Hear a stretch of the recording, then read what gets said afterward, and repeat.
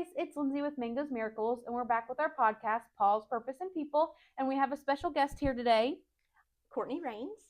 and she is going to talk about dog training with us. Yes. So if you want to start out by telling us, like your education and experience and everything like that. Okay. Prior to this moment, I have gotten my dog training certification through Animal Behavior College. I was paired with a mentor through their program for roughly 12 to 18 months, where I worked with another dog trainer in the area. I did some practice classes with that person. We did a lot of shelter visits so that I had exposure to a lot of different personalities and different dogs, Breeds. different breeds. I was a part of the Muncie Obedience Training Club for a while, where I trained my own dog and learned how to do various behavior trials and scent work and those kinds of things. I am a member of the APDT, which is the Association for Professional Dog Trainers, and the International Association of, I can't remember all the what they all mean. It's the IAABC, so it's animal behavior. It's not just specific to dogs. So I've taken lots of classes outside of that. I have a certification in handling aggressive dogs. I have a family dog mediator certification. So you're legit. I'm legit. I've done a lot. So you're legit. You're not just one of those people that just pops up on social media and I was like, hey, I woke up today and I'm a dog trainer. You're like, No, you're legit. I'm legit. Yeah, it took you, I'm assuming, probably a couple years of training and education. And it did. You have to take continued education, I'm assuming. I do take continuing education classes. Yeah. Prior to this year, I owned my own business. I did just close it for... Hopefully temporarily. Yeah. Yes, because of some family issues. But I owned Happy Family Pets for 8 years and did some very successful group classes, private training. Yeah. I took my own dog there and he loved it. Yes. Flick. Yeah. I remember Flick. He's like my really good dog out of all of them. Probably the best trained dog out of all of them too. So I have a pretty decent background in dog training. Yeah. I've taken some cat classes as well since I have kind of branched out and started doing some fostering. Yeah. So awesome. And then, so I'm going to kind of let Courtney guide this conversation in terms of what she wants to touch on. So we're going to talk all about dog training today. So I'm assuming we're going to talk like puppies and socialization and where to start and like crate training and all the important things that it is to set yourself and your new dog or incoming dog that you may have adopted or adult dog that came from a different situation to set you and your new pet up for success. That's so if you want to just jump right in wherever you'd like to start. Okay, I will do that. If I go too long on anything, just kind of guide me away because I can get on a tangent. But I made notes so that I would cover the things that I felt were most important. Yeah. For like an introductory type thing to dog training. And if there's anything you want me to delve deeper in, just ask questions. Okay. So, before training, before you get a trainer involved, or you could still get a trainer involved. I actually have been working with a private client that called me 6 months before he planned to bring the dog home. Yeah. So, he just had some general questions, some breed questions, things that, he might not know or that would cause him to have to do a lot more research on his own that maybe a dog trainer can help you out with. But I recommend before you start training, decide on your house rules.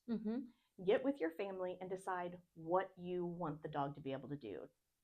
Does mom not want the dog to be on the furniture? Dad wants the dog to bring his slippers to him. Those kinds of things. And it can happen. The dog can do those things, but you need to decide what you want, what your focus is, what you want out of the dog. Yeah. And all of the members of the household have to agree. You want to be consistent. You want to set everyone up for success, including the dog. So having a set of house rules really is important. Um, when you first bring your new dog home, you want to give them some time to decompress. Even puppies from breeders. Even puppies from breeders, because they're coming into a whole new situation. And it depends, of course, on who the breeder is, but some puppies are bred in a kennel type area, some are in the home, some are out in the barn. You just never know. So you want to give them some time to get used to the environment that you're in. Now, I'm not saying don't expect anything. Yes, you can immediately start doing things that are going to make your life easier, like potty training and some of those things. But you don't want to start a full out training program until as they've soon as they've come in. decompressed. You want to give them some time. Get used to the new smells, the new people, the new house, the new animals, all the new things that are coming into their life. Yes, yes. And it depends. Not every dog is the same. It could take 3 days. It could take 3 weeks. Hopefully, with a puppy, it isn't going to take 3 months because you're going to lose some valuable time. Yeah. But if you got a really timid, scared puppy, it could happen. Yeah. And we do see some of those really timid puppies from puppy mills, or it was an unwanted litter that they literally just threw the food out there. They literally just dumped it over the fence or something like that, and nobody ever went out there besides just throwing them food. Right. So it really just kind of depends on where you get them, how quickly they're going to acclimate to. And the breed. Yes. The breed, definitely the different breeds can make a difference Oh, too. absolutely. Yes. I recently had someone ask me about getting a Malinois. And I said, well, what is your personal personality like? Can you keep up with a Malinois? Because I am lazy. It is not for me. Yeah, same. They are way too smart and way too busy. Yeah, they probably have to keep that dog occupied 12 hours a day to keep that dog's mind from being destructive and being, naughty. Right. And not just, I'm not talking about just out walking your dog or running your dog, because that's not the only way to exhaust them. And you need to, especially with some of these high energy, high drive, high intelligent, high drive breeds, you need to exhaust their mind and their body. So like agility, or even taking them to like your doggy daycare, stuff like that, to keep them busy, because otherwise a tired dog is a good dog. Right. Yes. So another thing that's important is, how do dogs learn? Because a lot of people want to have that immediate perfect dog. Your last dog was 16 years old before you got this new puppy, and that last dog was perfect. It was like the epitome of the best dog in the world. Yeah. And then you get this little monster puppy at home, and it is not automatically overnight the best dog in the world. Yeah. So the best way that dogs learn is through routine. They are very routine and habit oriented. They don't understand the time change because they're not looking at the clock. Yeah, they're a dog. They're a dog. What do you mean breakfast is an hour later? No, it's not. So routine, consistency, repetition, those are all really important in training your dog to be successful in your life. Learning is not a straight line of progress, so you want to keep that in mind too. Just because today your dog did everything you asked the first time that you asked does not mean that they will tomorrow. And I guarantee if you're in a group class, they are not going to do what you want them to do. They are going to embarrass you. And it is not intentional. That's just what happens. They're puppies. Puppies are like toddlers. They are. I feel like they equate very similarly, because they're learning. Yeah. They're taking in this world and they're learning, and they don't want to use their ears or their brains all the time. They just want to do what they want to do when they want to do it, and they want to be stubborn. Yes. Well, and because everything is so exciting. Yeah. And different. Yeah. So there are lots of distractions for puppies. Something to consider also when you're bringing your new dog home is that there are various types of training out there. So you want to make sure that you are picking a trainer that you agree with their values. Because not every trainer is the same. Not every puppy is the same, and not every puppy owner or puppy guardian is the same. So there are several different types of training out there. I am not saying whether one is better or worse than the other. in different situations, there could be reasons for lots of different training methods. But there is a positive punishment where if the puppy does something wrong, you give it a correction. So positive punishment doesn't necessarily mean that it's happy punishment. It just means that you are giving something for a behavior. They did something wrong, you're going to give a correction. Um, Now, what I will say is that timing with positive punishment is really important, and we are really bad at it. In general, people are not the great at timing their corrections, which can create a fear reaction or a negative association that you then have to work through at a different time. Yeah. Um, Can you give us an example of that? well, here's an example. So your dog pulls on leash, and especially when you are passing another dog. Doesn't have to be right next to you. The dog could be across the street. Your dog pulls, you give a quick correction, and the dog doesn't realize that the correction is for the pull because he's been pulling off and on, and you didn't always always correct me. But now that there's a dog and I'm barking, you're correcting me. So maybe it's the dog that caused the correction. So now every time I see a dog, I need to bark sooner so that he goes away faster. Gotcha. Because the dog is the trigger for the correction. So that's kind of the issue. And pulling is one of our worst areas where nobody likes it. You don't like it. The dog doesn't really love it. It can sometimes for the dog be positive reinforcing because they are getting to their goal quicker. What they want, like if they want that other dog over there, they want to see that person really bad, so they're pulling and dragging you along. Right. So that can be reinforcing, but we as people hate the pulling. I don't know anybody that enjoys it. Oh, maybe sled dog drivers. Oh yeah, okay, that would make sense. Yeah. But because we don't do the correction in the right manner. A trainer should be able to help you with that if that's something that you want to pursue. But typically, the dog pulls, and we are constantly keeping pressure on the leash. So the correction that when we do a quick correct, they're not feeling it because we've had pressure on that leash because you're already holding it really tight. So, let's see, what else do we have? We have negative punishment, which is where the dog does something that we don't like, so we take something away that they like. So an example could be they resource guard their favorite chew toy, so we take that chew toy away. And they're not allowed to have it anymore, right? Unless it's under controlled circumstances. Yes. And while it seems like that would be the title of the training seems very negative, but it's actually not. It's more of a management type situation. Yeah.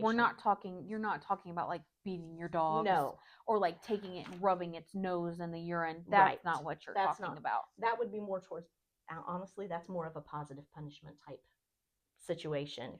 Yeah.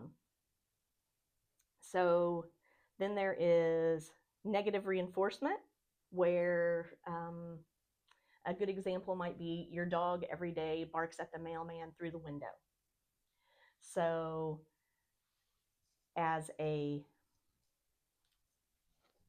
let me go back. No, here we go. I actually wrote out an example because this is the hardest one for me to wrap my head around. Yeah. An example could be that your dog is afraid of the train that runs past your house. And it pulls on the leash when the train goes by, so you avoid the train track on your walk. So you're taking away the bad thing. The trigger for them. Yes. Okay. Or like if you're walking your dog and that 5 houses down, if you go this way, there's a dog that's going to run at the fence, and it's going to be stressful for your dog and for you. So instead of walking that way on your everyday walk, you walk the opposite way. Yes. So you're just avoiding that trigger altogether. Yes. Okay. And then, of course, there's positive punishment or positive reinforcement, which most people have heard of. There are a couple of different types of positive reinforcement trainers out there. There are those that are totally force-free, so they don't push the dog to do anything. They don't do any manipulations with the dog or anything like that. And by manipulations, I mean like they might not If you're wanting your dog to learn how to sit it's just not following the treat, you're not being able to lure it, Mm-hmm. they wouldn't put their hand on the dog's rear end to push it down because that can, in some dogs, cause some pain. Um, like with Peaches, the cat Mm-hmm. that we have Mm-hmm. that has the Messed up messed legs. up legs. Yeah. That All would around. be Yeah. a painful situation if instead of Peaches being a cat, Peaches was a dog and you Yeah. were pushing it down. So there are clicker training, which is a positive reinforcement. Some of the various types of trainers out there. There are positive reinforcement or fear-free, force-free, a balanced trainer. What balanced trainers typically do is they do a lot of positive reinforcement, but they also do some positive punishment. So they will do some corrections. They might Would like a positive punishment be say like, okay, people are over, you're not behaving yourself, so I'm going to go put you in your crate because you need to calm and settle down. that's actually more of a management technique. Okay. A positive punishment would be they are doing something that you don't like, so you do something to correct that behavior. Um, Maybe you have Like a buzzer a collar. buzzer Yeah, collar. so like you're not Yes. behaving, you're jumping on everybody, so I'm going to use the collar that just beeps or buzzes to Mm-hmm. get your attention so you'll stop doing that. Right. Okay. Or even like making a noise. Yeah. Sometimes my own dog, Winston, won't come into the house, especially on some of these pre-spring days that we've Yeah. had. And if I clap my hands really loud a couple Mhm. of times, he will usually come right in. Okay. So And what would you consider that then? it's actually, I guess, considered a positive punishment correction because Okay. I can't get his attention, Yeah. but the clapping does get his attention Attention. and brings him in. Gotcha. Because he's just distracted enjoying the sunshine. And I don't blame him, but I got to go to work. You need to get inside. yeah. And then there's, of course, the hard line correction based or traditional training. Um, Is that kind of falling out of popularity, I it has feel like? it has fallen out of popularity a lot. Um, Most of what you're going to find out there when you're looking for a trainer is either a balanced trainer Mm-hmm. or a positive reinforcement trainer. Yeah. Someone that does like some clicker training where Mm-hmm. you're recognizing the behavior you want to repeat, marking it either with a click or with a word, and rewarding that behavior. Yeah. So, I don't think people think how difficult it can be when you bring a new dog home in terms of like, especially if they need to be completely trained like it's a brand new puppy. And so I think people don't realize that, and then they get the puppy home and they're like, well, I don't have the time for this. So I feel like people really need to consider before they bring a new pet into the household, how much more a dog may take than like bringing a kitten in or other things like that. Absolutely. Because I mean, it takes a while to get them trained to set everybody up for success. Mm-hmm. Yes. And, there are lots of trainers out there that if you just want to set up like a conversation or a telephone call just to kind of feel out what type of time investment that you're Mm-hmm. going to be putting in, they are happy to talk with you. Yeah. So I definitely recommend that. Especially if you're a new dog owner. Yes. Like as a new dog owner, you definitely want to make sure you have plenty of time. So once you have decided that you're getting the dog, you've set up your house rules, where do you really want to get started? So what I recommend is start with the things that will make your life easier. So even before you start working with a trainer on, sit and down and stay and all of the behaviors that everyone expects to get in a group training class, I recommend working on the things that are important for your life. Potty training, crate training, yes. Patience and impulse control. Patience and impulse control is one of the things that gets neglected a lot. Yeah.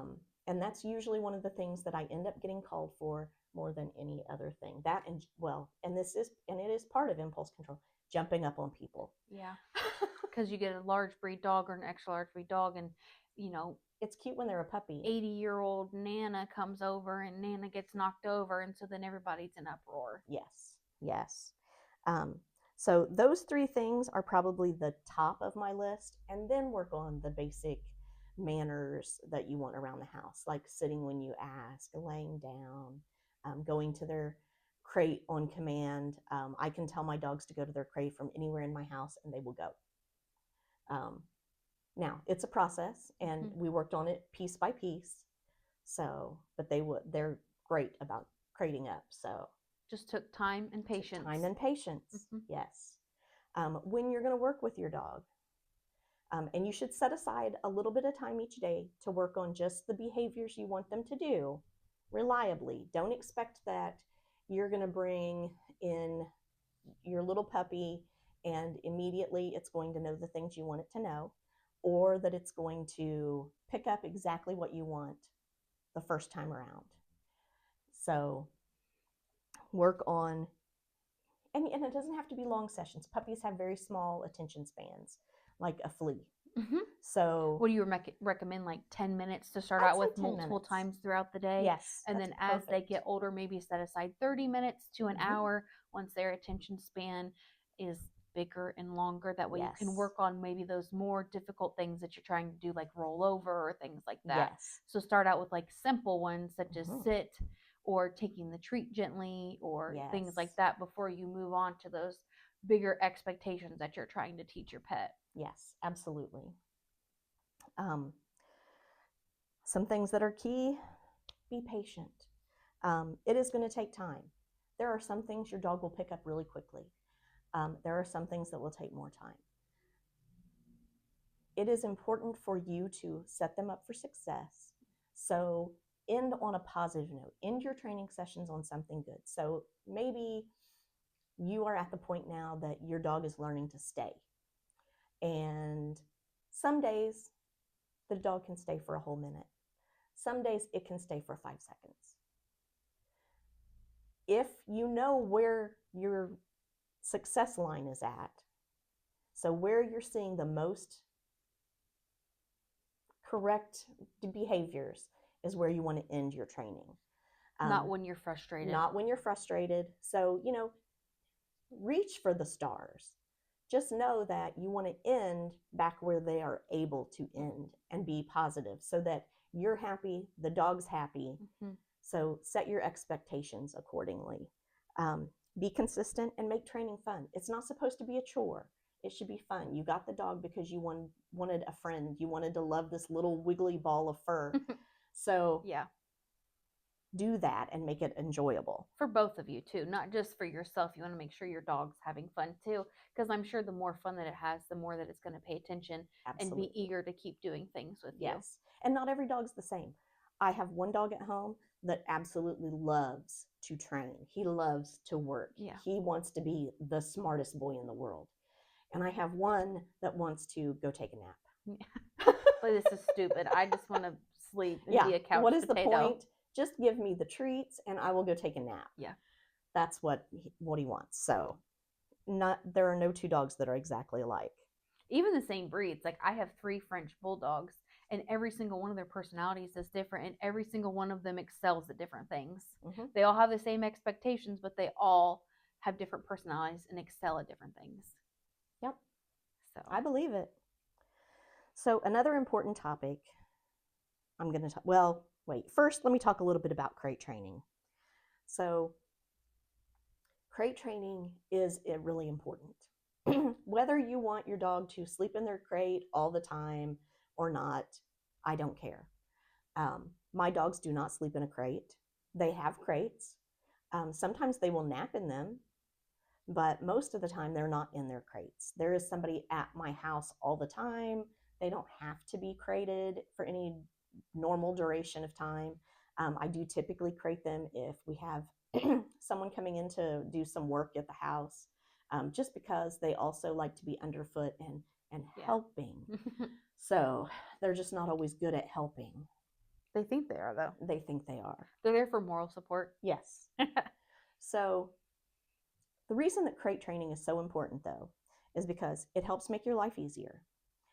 It helps with potty training because typically, and I say typically because not every dog cares, But most I have dogs, lived that. yeah, Mhm. most dogs do not go to the bathroom where they're sleeping. Not all, but most. Some will do it in their crate and have a ball playing in it afterwards. Or lay in it and don't have a care Yes. in the world that they smell like a giant pee ball Yes. or a giant turd walking around the house. Yes. Um, it is usually a safe place for them to be when no one is at home to watch them. So they're not chewing on electrical cords or your woodwork or your dryer vent. Yeah. Um, I feel like I was in veterinary medicine for 7 years, and so it is never a good idea to leave a puppy unattended by itself when you're gone, because they can get into the trash, they can chew up toys, they can chew up your furniture, they can do all kinds of things that's going to cause a foreign body, that's going to cost you thousands of dollars, yes. or they get electrocuted. I've seen dogs that have been electrocuted because they were unattended. And so I just feel like for the safety of the dog and for your expensive items that you don't want destroyed, like your very special boots that were $500 or all these different things, it's best just to keep your dog in a cage when you're gone until you can trust it, by you know what I mean, to ensure that nothing happens. I still keep mine contained, two of my three, because I can't trust two of the three. One of them I can trust, but I just want to make sure that everybody's safe while I'm gone, Yeah. because Yeah. I've seen so many bad things happen. Oh, yeah.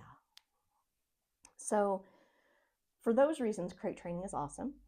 Another reason is in the event that something terrible does happen and your dog has to go to the vet and spend the night, if they are already used to being contained, at least for some period of time, Mm-hmm. that takes so much of the stress off of the vet visit. It makes it easier for your vet, the vet techs, your dog, or even your cat, um, if they are at least comfortable being contained. Yeah, there's still going to be the stress of being at the vet and having something painful going on, but if you can take away any of that stress, wouldn't you want to do it? Yeah. So your animal won't be sitting there screaming for 5 hours because it's never been contained and it's confused. Yes. Because it's used to just being in your arms 24/7. Yes. So, for those reasons, you want to do crate training. And I recommend um, it's a really simple, easy thing to start working on. You want it to be fun. The first day that you bring your puppy home, I would start working on getting them to go into the crate on their own. So, toss a treat in and let the puppy go in and explore and get the treat. Um, Create a lot of party. Yay, you're so good. What a smart baby. Um, and you want to, encourage them to want to be in there. So if you notice, and what I like to do is like leave the crate door open and they can go in whenever they want. And if I notice that they've gone in on their own, oh, look at you. What a smart baby. Give them a treat, give them some lovies, whatever you need to do. Make the crate a positive experience. It is not a punishment, it is positive. Now, that does not mean you are not going to use the crate for potty training. So, what I recommend is, because potty training, one of the biggest problems people have is they take their puppy out to potty. They're out there for 20 minutes in the freezing cold, waiting for the dog to go. The dog doesn't go. They come back into the house and the dog goes. Like Immediately. with either immediately or within the first 2 minutes of being back in the house. Yeah. So, what you're going to do to use your crate for potty training is you're going to I recommend either using a crate or using a leash and leashing the dog to you in that first 5 minutes you're back in the house. As soon as you notice that they're sniffing around again, go back outside. Take it back out immediately. Yes. So the crate gives you a place to put them where it's at least easier to clean up. You can also, or tying them to you so that you have to pay attention to what they're doing. Yeah. And that should make potty training a little bit better for you. It won't be perfect, but it'll help. I don't recommend interrupting when they're going unless you can get them out the door without dragging a pee mess all the way behind you. Yeah. Make life easier for you. Yeah. I've had all my dogs, I would say, because I've had a lot of small dogs, and so they've all been really difficult and they've all been really stubborn. And so potty training was always the biggest task for us. Oh, yeah. It took my Frenchies about 6 months each before they were potty trained, because it's the breed. They're notoriously like a lot of small dogs are very difficult to potty train. Yeah. And part of that is our fault too, because they're cute. So we let them get away with a lot more. Yeah. Even, I mean, both of my dogs that I have right now were fairly easy to potty train. But I remember having a cute little fluffy toy poodle at one point in my life. And she was very difficult to potty train, and she got by with murder. Yeah, I believe she was probably the meanest little dog in the neighborhood. Oh my god. Because she was cute. Because she was cute, yeah. Yeah. And so she got away with it. So, the other thing that is really important in making sure that your dog is successful in the life that you want to have is super important for your dog. Actually, for any dogs or cats that you bring into your home. So most people think socialization is introducing your dog to 100 strangers in the first 3 weeks that you own the dog. I don't recommend that. Especially when they've not been fully vaccinated, or at least had 2 to 3 sets. Right. That used to be like a common practice. It was really, pushed in the late 90s, early 2000s, because you want your dog to be friendly. You want to be able to take your dog places. But you also need to be smart about it. I mean, in all honesty, are you really going to interact with 100 people a week? Not if I have to. So it's important to get your dog used to new people, but honestly, it's going to be the people that you deal with in your regular life that are the most important. Yes, you want them to be obedient around strangers, but you also don't want them to drag you across the street to visit one. Yeah. Socialization, though, isn't just about introducing your dog to other dogs or other people. It is pretty much everything different in life that your dog is going to experience to be successful with you. So even like the vacuum, yes. And a train that goes by that we talked about earlier, Yes. like loud noises, kids, other animals especially, Yes. all the different things they'll hear or see outside, shadows, doorways. I've seen dogs scared of doorways. It is literally anything and everything you can think of. It makes me think of like desensitizing a horse. Like you just get them used to all the different things. Yes. So, that is exactly what it's like. Because you want them to be successful and be well-rounded and not scared of, a guy with a hat, or going through the doorway, or going to the vet just to step on the scale. Like, people don't think about those things. Like, even just having the dog step on the scale is like tremendous. Yes. Like, sometimes the you wind get blowing through your privacy fence. Yeah. All the things, all the sounds, the things. smells, everything like that. Yes. So it's important that they can experience things in a positive way.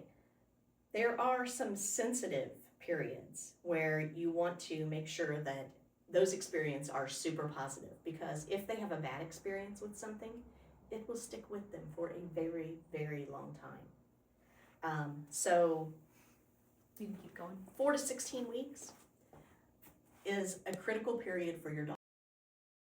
You want to make sure that every new experience they have is positive.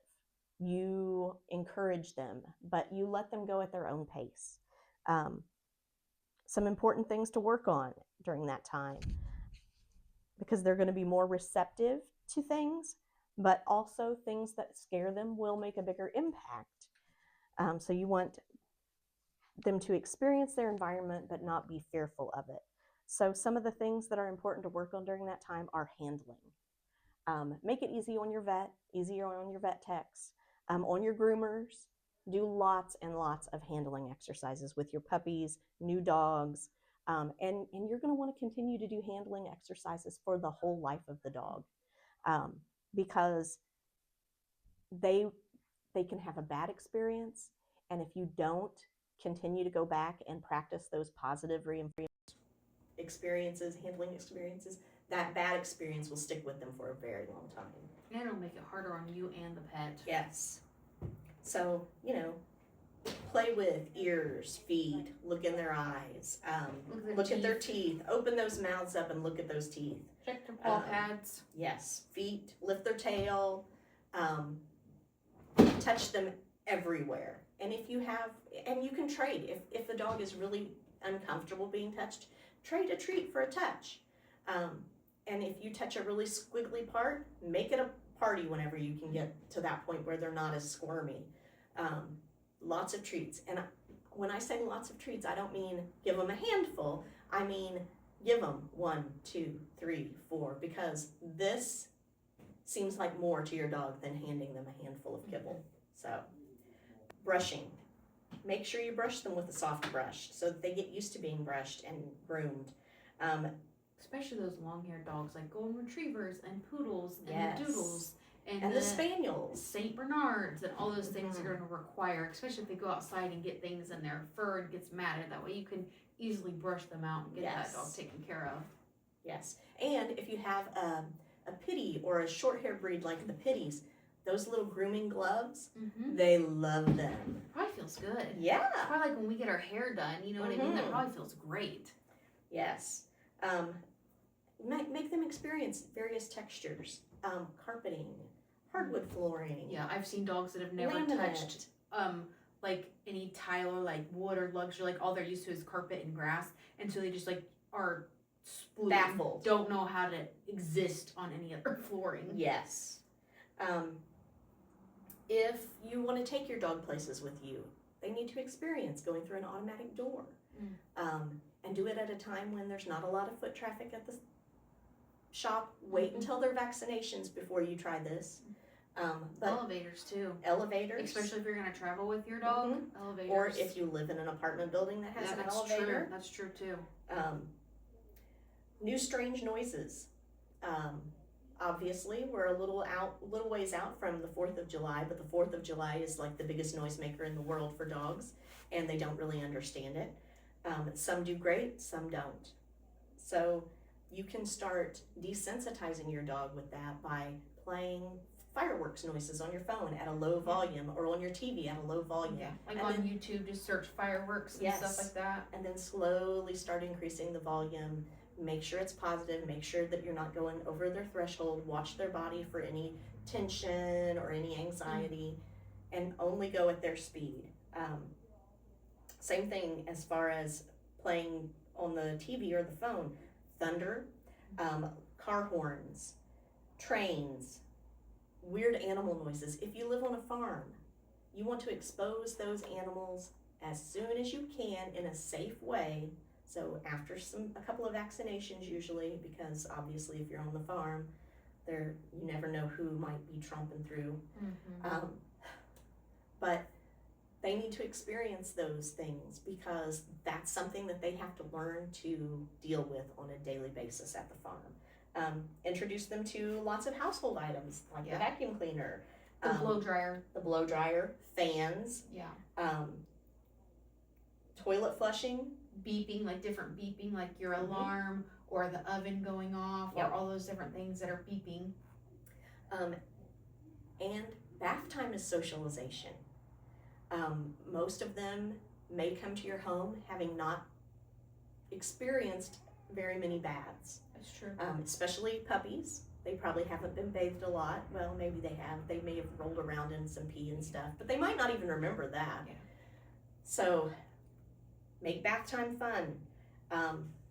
That's a great time to use those licky mats that stick on the bathtub wall. You put peanut butter spray cheese or whatever. Yes, that's perfect for them. Playtime is a great time to work on some socialization. You can teach them how to play with toys because most of them are going to come to you not knowing how to play with toys.